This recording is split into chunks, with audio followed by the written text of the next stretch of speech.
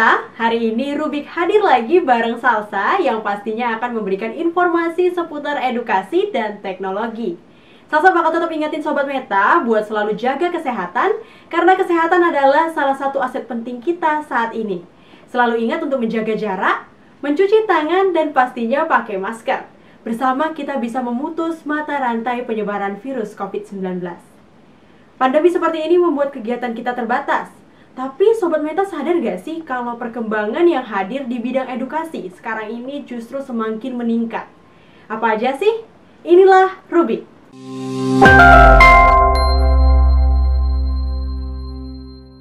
Sobat Meta, guna melakukan pemetaan dasar dari kualitas pendidikan Indonesia, Menteri Pendidikan dan Kebudayaan Nadiem Makarim kini mengubah ujian nasional menjadi asesmen nasional.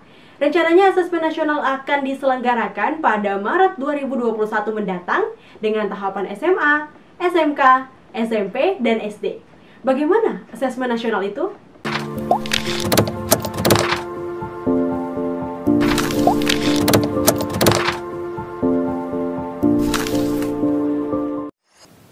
Di tahun 2021 UN itu akan diganti menjadi asesmen kompetensi minimum dan survei karakter. Nah, akan saya jelaskan. Menteri Pendidikan dan Kebudayaan Nadiem Makarim mengeluarkan kebijakan baru Merdeka Belajar.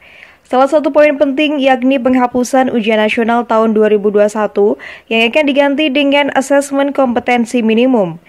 Terdapat 3 instrumen yang akan digunakan sebagai tolok ukur mutu, di antaranya kompetensi minimum dengan mengukur literasi membaca dan numerasi sebagai hasil belajar kognitif.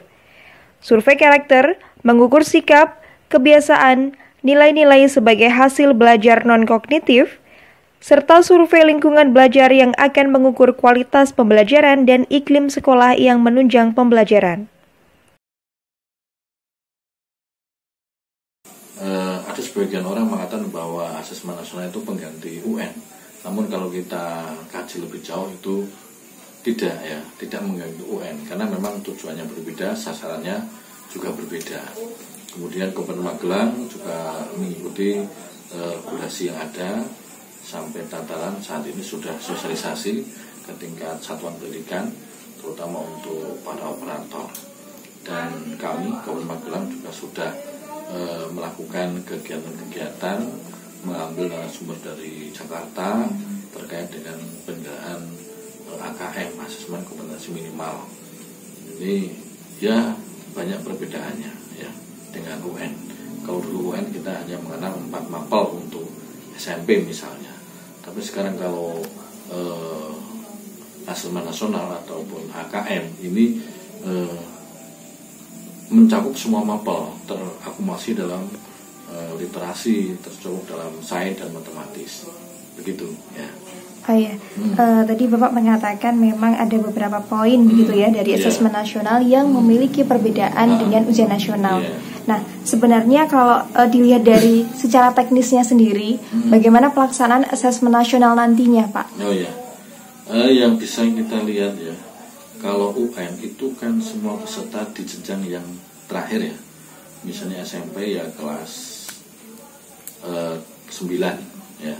Tapi kalau asesmen nasional atau AKM ini untuk yang jenjang SD dilakukan di kelas 5, kemudian SMP di kelas 8, dan SMA atau SLTA ini di kelas berapa itu? Kelas 2, berarti kelas 11 ya. Itu mengapa? Karena setelah dilakukan asesmen nasional masih ada rentang waktu untuk melakukan perbaikan-perbaikan atas segala hasil refleksi dari hasil AKM itu sendiri. Kelas 5 kita refleksikan, kita perbaiki di kelas 6. Kelas 8 kita masih ada 1 tahun untuk memperbaiki segala bentuk kekurangan ataupun ketidakmaksimalan target yang dicapai. Tidak jauh berbeda dari pelaksanaan ujian nasional sebelumnya, dalam pengaplikasian soal, para siswa akan diberikan HOTS atau soal dengan higher order thinking untuk melatih berpikir secara kritis. Mungkin untuk pelaksanaan asesmen nasional sendiri ini sudah juga didengar oleh para siswa begitu ya Pak? Ya, sudah. Nah, kemudian apakah nantinya juga tetap akan ada pengaplikasian soal high order thinking begitu Pak? Iya, saya rasa ini tidak lepas dari pembelajaran HOT dan penilaian HOT ya. Justru di sini salah satu regulasi latar belakang dari asesmen ini adalah ya kondisi perkembangan global dan komunikasi yang sangat cepat ini ya. Jadi pembelajaran HOT, high order thinking itu menjadi hal yang sangat utama. Rencananya asesmen nasional akan diselenggarakan bulan Maret mendatang dengan urutan pelaksanaan mulai dari tingkat SMA, MA, SMK, SMP, dan terakhir sekolah dasar. Para siswa akan mengerjakan soal menggunakan komputer secara daring sesuai dengan jadwal yang telah ditentukan. Sedangkan para guru dan kepala satuan pendidikan mengerjakan survei secara mandiri dengan periode waktu yang telah ditentukan. Asesmen nasional ini dikoordinasi langsung oleh Kemendikbud dan bekerja sama dengan Dinas Pendidikan, Kanwil, dan Kantor Kementerian Agama. Sudah hampir 1 tahun Indonesia bersosial di tengah corona. Sebagian besar aktivitas masyarakat dialihkan secara online. Tak terkecuali aktivitas lintas pendidikan. Namun, efektifkah pendidikan secara online? Inilah Serang, Semangat Berjuang. Episode Tetap Pintar di Tengah Pandemi.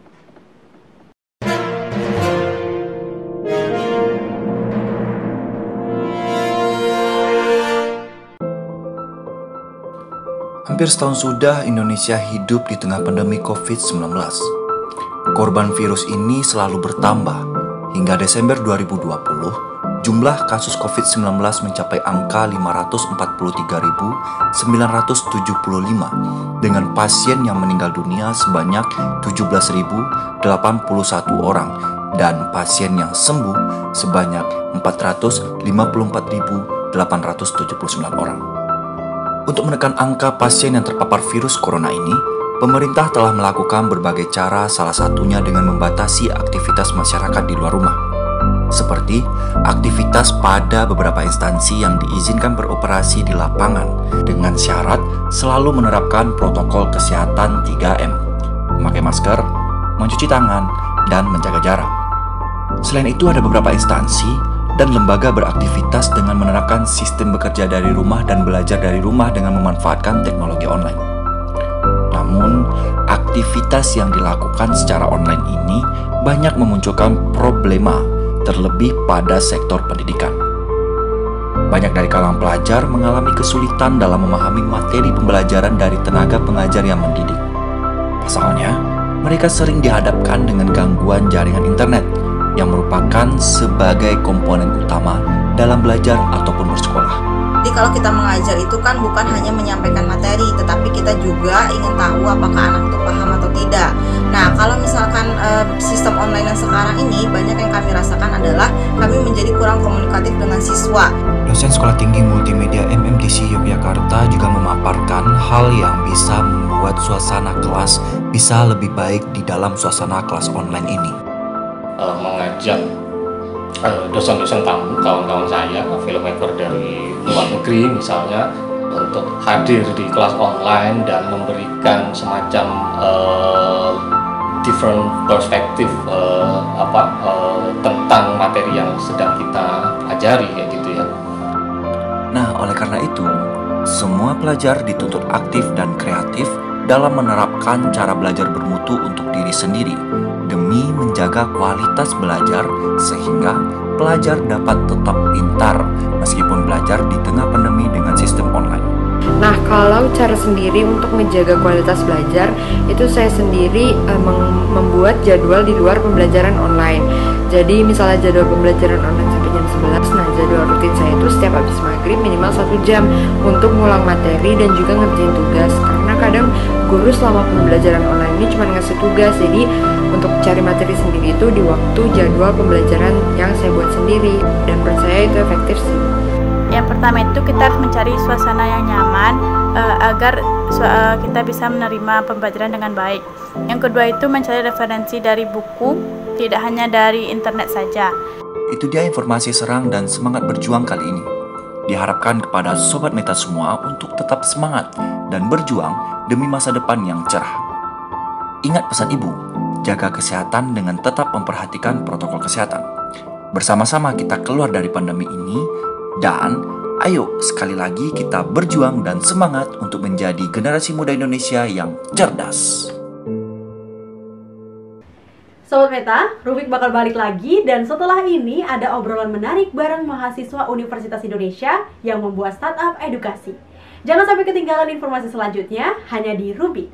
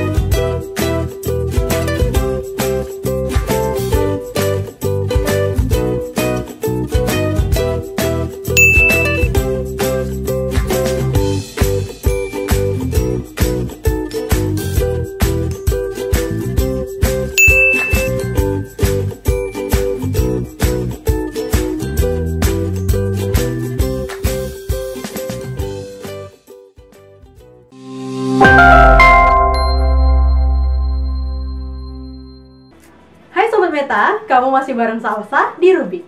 Tidak hanya inovasi di bidang edukasi, inovasi di bidang teknologi juga melambung. Bagaimana tidak? Mulai dari bidang pendidikan saat ini sangat bergantung pada teknologi sebagai alternatif pendidikan tatap muka. Pemerintah terus menambah inovasi teknologi dalam penanganan pandemi COVID-19. Inovasi ini mencakup banyak hal, mulai dari alat tes virus hingga vaksin, seperti PCR test kit dan ventilator.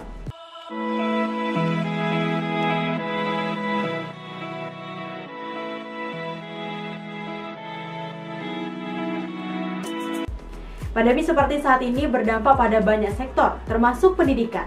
Dahulu metodenya tatap muka, saat ini semuanya tak sama. Hari ini telah bergabung melalui sambungan Zoom founder Collaborative Learning atau Startup Corn, Mas Hamdi Hidayat dari Fakultas Teknik Universitas Indonesia. Selamat siang Mas Hamdi. Halo Mbak Salsa, apa kabar?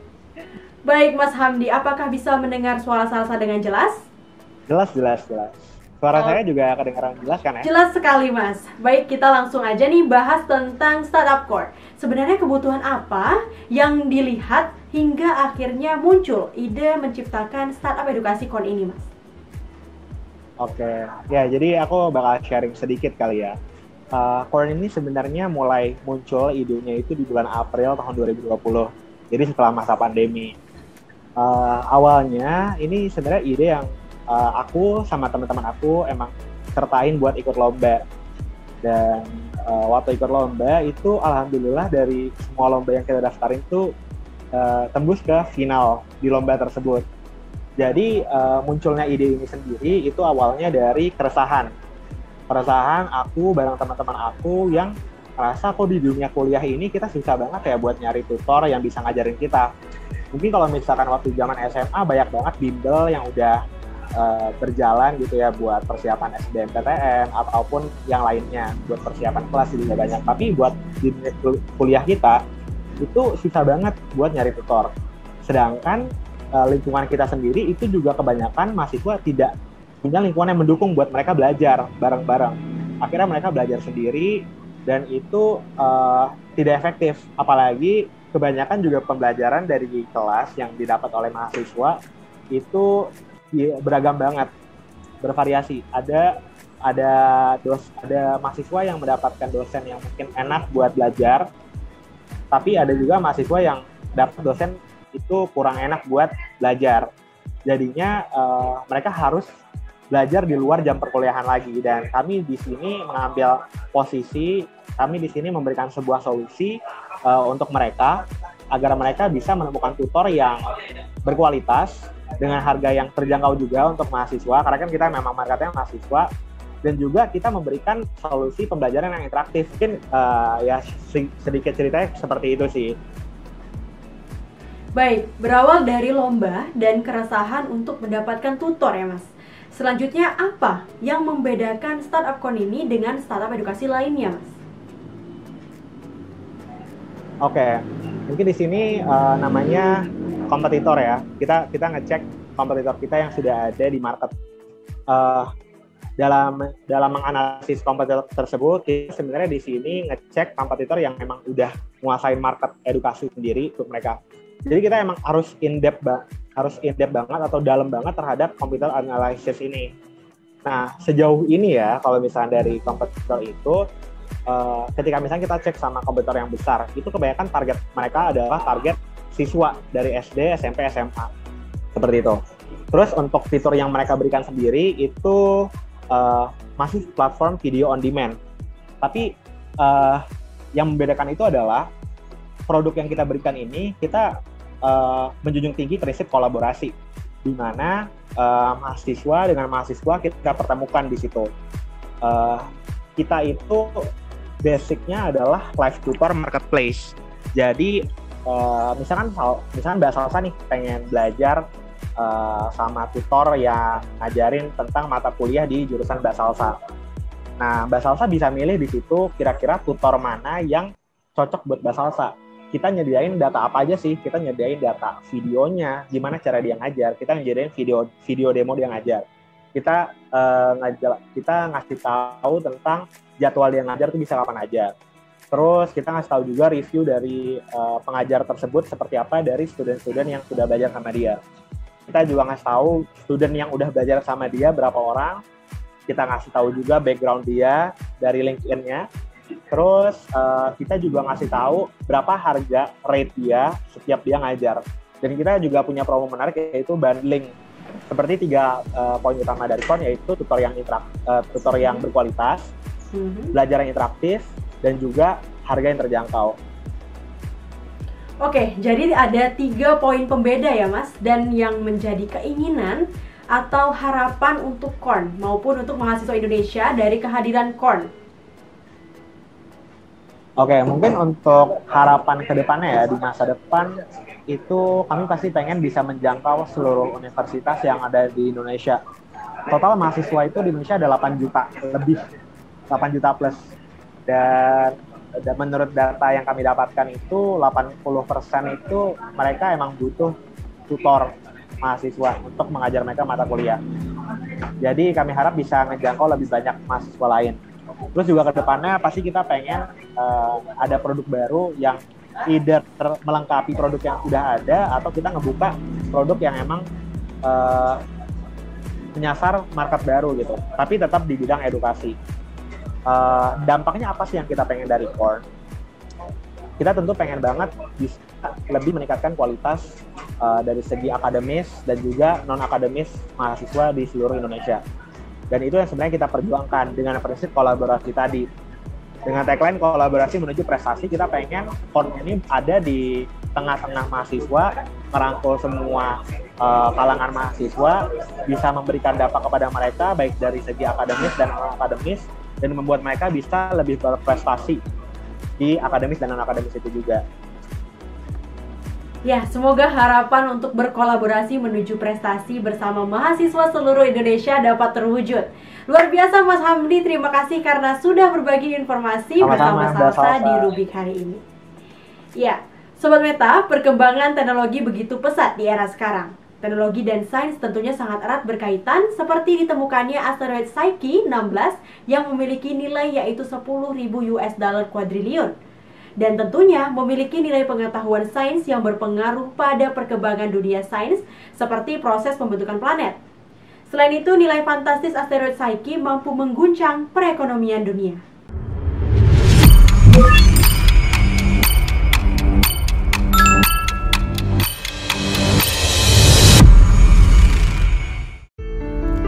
Badan Penerbangan dan Antariksa Amerika Serikat atau NASA akan menjelajahi dunia jenis baru yaitu misi Psyche untuk pertama kalinya mengamati dunia yang tidak terbuat dari batu dan es tetapi yang terbuat dari logam. Nilai asteroid Psyche yang dibilang fantastis yaitu 10.000 US dollar kuadrilium sempat menghebohkan dunia terutama bidang perekonomian. Apa yang membuat asteroid Psyche unik adalah bahwa ia tampaknya merupakan inti besi nikel yang terekspos dari sebuah planet awal salah satu bahan penyusun tata surya. Penjelasan asteroid bersama dosen Institut Teknologi Bandung Endang Sugiyarti. Saya perkenalkan dulu yang namanya asteroid. Asteroid itu sebenarnya kayak benda langit yang dia tuh batuan sih sebetulnya. Kalau bintang itu kan gas ya, bola api gitu. Nah, planet itu ada dua macam. Yang satu kelompok planet kebumian, yang satu kelompok Jovian. Nah, planet kebumian itu ukurannya kecil, relatif kecil. Nah, Jovian itu besar-besar. Nah, yang kelompok kebumian ini juga batuan. Salah satu diantaranya bumi. Nah, kelompok yang kedua, planet itu Jovian. Itu ukurannya besar-besar. Ini gas juga. Gitu. Nah, selain ada matahari, bintang induknya itu matahari, terus ada planetnya. Nah, planet ini juga beberapa planet itu punya pengiring, satelit namanya. Nah, itu juga kebanyakan batu. Meskipun ada yang es juga. Nah, selain ini ada juga benda-benda lain yang kecil-kecil, ukurannya kecil sebetulnya memang dibandingkan bumi. Nah, itu dikenal dengan asteroid. Nah, asteroid ini batuan. Batuannya itu maksudnya batuannya bukan berarti harus batu murni ya, tapi batu yang mengandung logam gitu. Nah, ada komet juga, itu biasanya diselimuti es, terus ada meteor. Nah, meteor itu adalah biasanya pecahan-pecahan dari apa aja, bisa planet. Ini yang dia tidak mengorbit matahari, tapi udah bebas bergerak gitu. Nah, asteroid itu banyak. Dia sebagian besar asteroid itu terletak di antara orbit Mars dan Jupiter. Salah satu di antaranya Psyche ini. Mempelajari Psyche menambah pengetahuan tentang properti fisik Psyche, dinamika orbit Psyche, lebih lanjut tentunya studi terhadap dunia penerbangan luar angkasa. Para ilmuwan juga mulai memikirkan bagaimana menambang asteroid yang tentu saja memerlukan pengetahuan, dan yang tidak sedikit, teknologi tidak mudah dan memerlukan jangka waktu yang sangat panjang. Sobat Meta, Salsa masih punya informasi yang gak kalah penting dan menarik. Tetaplah di Rubik.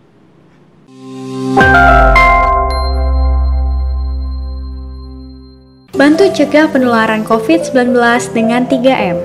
Apa itu 3M? 1. Mencuci tangan. Cucilah tangan dari telapak tangan, punggung tangan, hingga sela-sela jari selama 20 detik. 2. Memakai masker. Jika keluar rumah, jangan lupa kenakan masker untuk cegah droplet. 3. Menjaga jarak. Jaga jarak antar orang minimal 1 meter dan hindari kontak fisik. Mari budayakan 3M untuk Indonesia yang lebih sehat.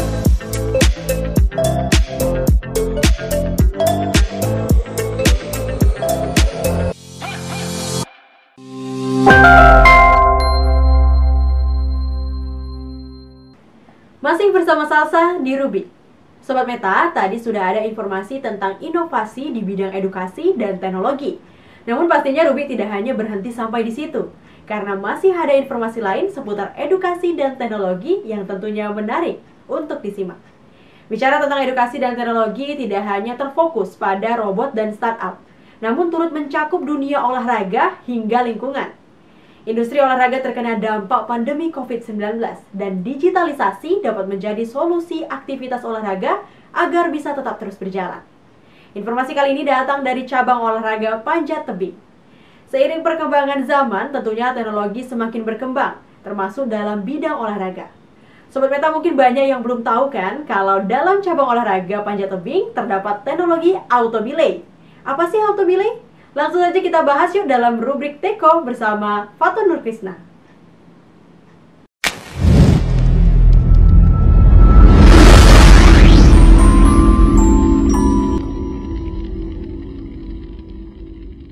Hai Sobat Meta, kalian tahu nggak kalau olahraga panjat tebing yang dinilai banyak orang berbahaya, namun banyak mencetak prestasi internasional? Olahraga panjat tebing ini juga banyak menggunakan teknologi di dalamnya. Untuk informasi lebih lengkapnya, saat ini saya sudah terhubung dengan Ketua Harian FPTI Kota Yogyakarta, Bunaya Hatim Surahman. Halo Kak, gimana kabarnya nih? Alhamdulillah, baik, sehat. Kalau kita ngomongin tentang teknologi dalam panjat tebing, apakah Indonesia masih tertinggal? Ya, kalau saya menyimpulkan teknologi kita masih minim ya kaitannya dengan perkembangan teknologi kalau kita bandingkan dengan negara yang lain. Ya salah satu buktinya Indonesia selalu kalau di ajang kejuaraan dunia itu menangnya di speed. Ya karena speed bentuknya seperti itu, latihan sama lomba itu ya tidak ada perbedaan gitu loh. Kami bisa mengejar metode latihannya dengan mudah dibandingkan kalau kita larinya ke lead boulder yang dimana jalur pertandingan yang nanti akan dipakai itu kita masih berasumsi gitu, selalu kalah, bahkan sampai ngarahnya ke peralatan mungkin di internasional standarnya seperti itu, dan mungkin Indonesia kita terkendala di cost atau di pendanaan. Wah mahal, udah pakai standar yang ini saja lokal katakanlah. Padahal kalau kita berkegiatan panjat tebing itu sudah ditetapkan oleh internasional, atau kalau di olahraga prestasi kan IASC ya standarnya seperti itu. Cuman kita kendala dari media, peralatan, bahkan sampai ke pelatih itu juga masih terhambat. Teknologi apa aja sih Kak yang digunakan dalam olahraga panjat tebing ini?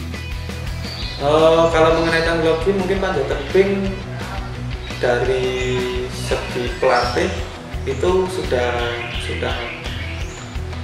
sama lah ya dengan negara yang lainnya terkait dengan pengolahan data, analisis data, terus program pelatihannya seperti apa itu udah oke.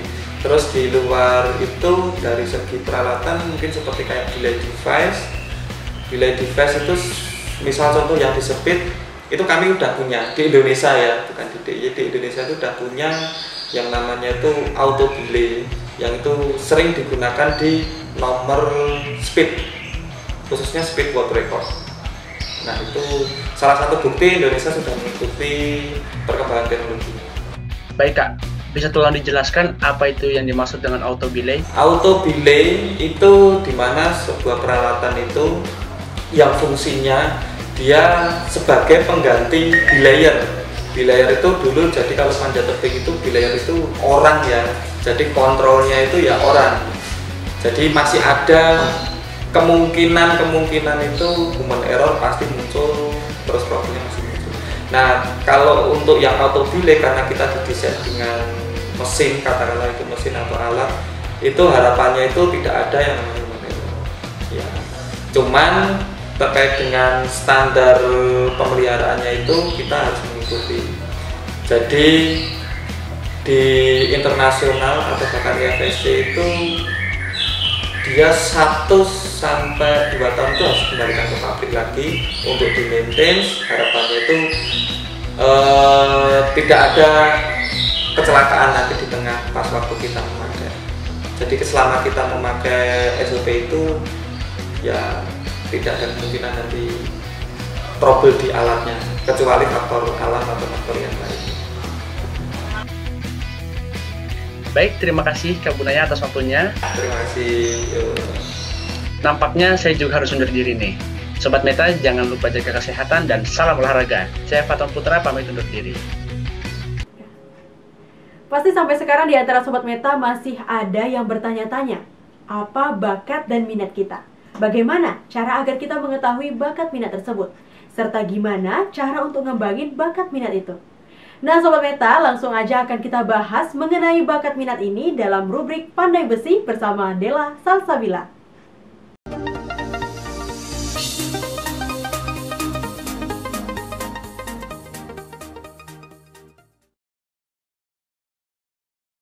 Banyak yang masih bingung dengan bakat dan minat yang dimiliki. Bakat minat setiap orang pasti berbeda-beda, sementara tugas kita adalah menemukan bakat dan minat tersebut. Bakat dan minat pastinya akan berpengaruh pada masa depan kita, seperti pendidikan hingga pekerjaan. Kita sering bertanya kepada diri sendiri, apa sebenarnya bakat yang kita miliki? Karena banyak orang merasa bosan dengan pekerjaan yang mereka kerjakan dan menganggap pekerjaan yang mereka lakukan tidak sesuai bakat dan kemampuan. Bahkan juga ada yang merasa salah masuk jurusan dalam perkuliahannya atau masih belum mengetahui kira-kira jurusan pendidikan apa yang cocok untuk mereka. Maka dari itu, yuk kita coba tanya ke mereka mengenai bakat minat tersebut. Halo, aku Bebita. Menurut aku mengetahui bakat dan minat yang ada dalam diri sendiri itu sangat penting, karena kan bakat itu mempengaruhi ke masa depan kita, apalagi ke pendidikan. Memang dari dini sih emang harusnya diterapkan dari diri sendiri maupun dari orang tua untuk mengetahui jurusan kuliahnya. Karena kan jurusan kuliah itu mempengaruhi pekerjaan kita nantinya. Jadi diusahain sih emang kalau mau ngambil jurusan itu yang sesuai sama bakat dan kemampuan kita, jadi kita juga enak ngejalaninnya. Kalau dari aku pribadi, aku tahu apa yang aku suka, yaitu aku suka bermake up. Halo, assalamualaikum teman-teman. Perkenalkan, aku Salsa. Penting banget kalau kita itu bisa mengenali diri kita terlebih dahulu sebelum menyusun step-step lebih lanjut. Dengan kita tahu di mana minat kita, potensi kita, apa sih yang sebenarnya kita suka, intensi kita, otomatis visi dan misi kita akan jadi lebih terarah untuk direalisasikan. Tentu aja ini bisa membuat waktu-waktu kita menjadi lebih efektif untuk kita mencapai apa yang kita inginkan. Setelah mendengar pendapat mereka, maka dari itu kita simak ulasan mengenai bakat dan minat dari Nova Hendriani selaku psikolog. Bakat dan minat itu dapat dilihat dari observasi. Siapa sih yang mengobservasi? Oh, tentunya orang tua di sini. Makanya perlu adanya seperti kayak portofolio anak. Dengan seringnya mengobservasi anak kita, kegiatan anak kita, maka kita akan kelihatan, oh, minat, bakat dan minat anak saya ini di bidang apa, nanti sesuai dengan hasil catatan dari hasil observasi. Kemudian dari anak kita menganjak ke remaja. Kemudian mengetahui bakat dan minat itu dapat menjadi modal sebenarnya ya, modal dasar bahwa menentukan kerjaan apa yang cocok. Kalau seandainya kita masih sekolah, jurusan apa yang pas, masih kuliah, sama ya jurusan apa. Kalau di tarafnya pekerja itu pekerjaan apa atau profesi apa yang cocok atau yang tepat untuk kita, sehingga kita tahu profesi ini itu udah sesuai kok dengan minat dan bakatku. Sobat Meta, menemukan bakat dan minat akan membuat peluang kesuksesan lebih besar dalam hidup kalian. Oleh karena itu, jangan berhenti mencari bakat terbesar diri kalian ya. Sobat Meta, di era revolusi 4.0 saat ini tentunya mengalami banyak perubahan ya, terutama di bidang pendidikan. Lalu tantangan serta strategi apa sih yang dilakukan untuk menghadapi pembelajaran di era yang serba canggih ini? Yuk langsung aja kita kepoin di sini bersama Adila Rizna.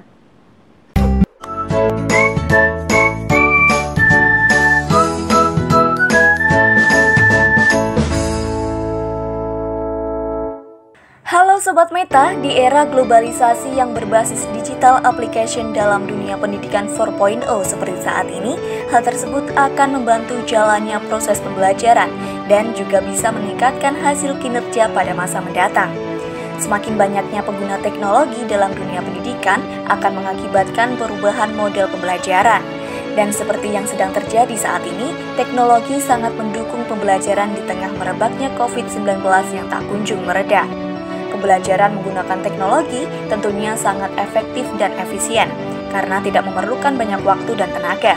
Namun kegiatan tersebut pastinya mempunyai dampak positif dan negatifnya dari beberapa pihak yang terlibat. Mari kita simak beberapa opini masyarakat tentang pendidikan di era saat ini. Di sini kita bisa melakukan pembelajaran jarak jauh dengan dosen maupun mahasiswa-mahasiswa yang lain, seperti menggunakan aplikasi pembelajaran Google Classroom, Google Meet, Zoom, Webex.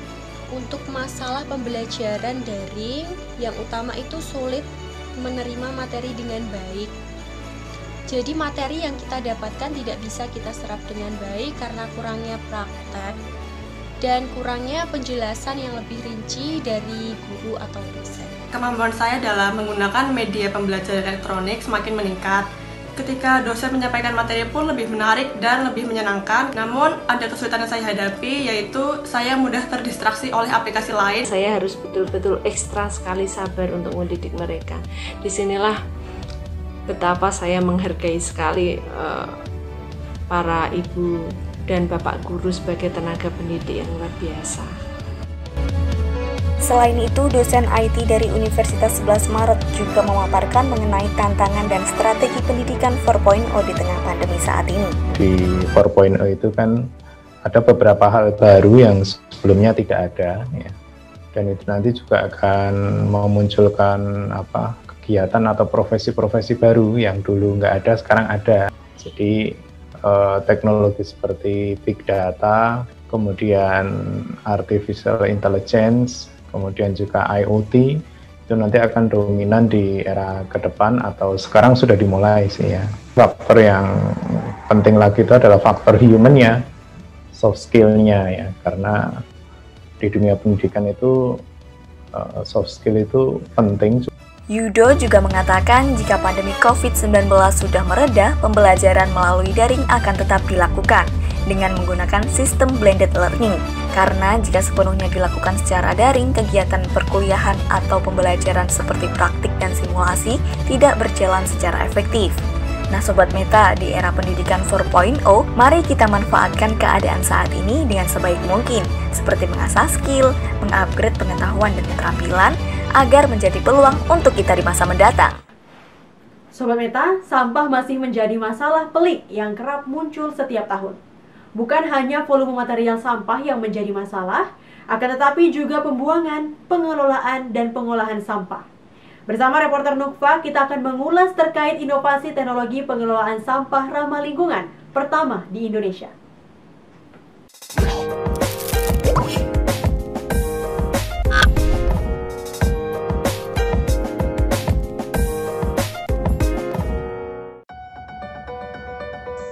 Sobat Meta, permasalahan sampah hingga kini masih menjadi PR di Indonesia.